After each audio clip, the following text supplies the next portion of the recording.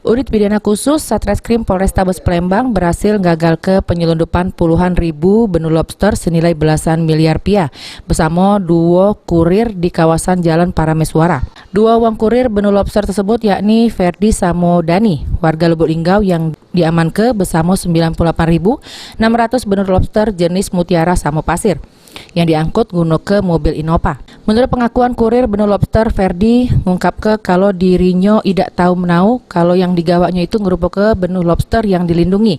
Karena setahu dirinya kalau yang dibawanya itu cuma bahan pakaian. Jurus sekali antar dirinya diupah Rp1.000.000.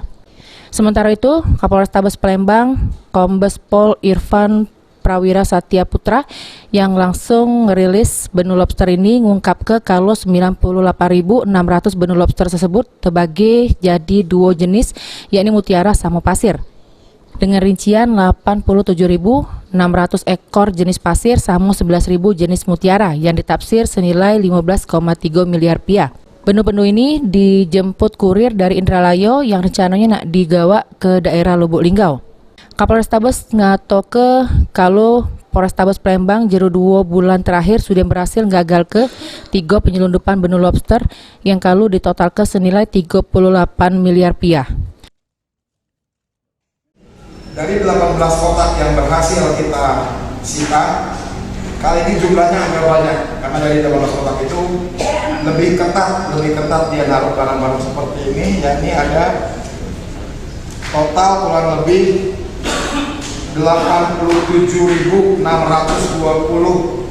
benih lobster pasir dan 11.000 benih lobster mutiara yang apabila kita konversikan dengan teman-teman dari BKIPM itu kurang lebih menimbulkan kerugian kekayaan hayati negara kita sejumlah 15.343 juta. Berarti dalam kurun waktu 2 bulan terakhir ini, alhamdulillah Polrestabes Palembang telah berhasil menggagalkan distribusi benih lobster ini kurang lebih sejumlah 38 miliar.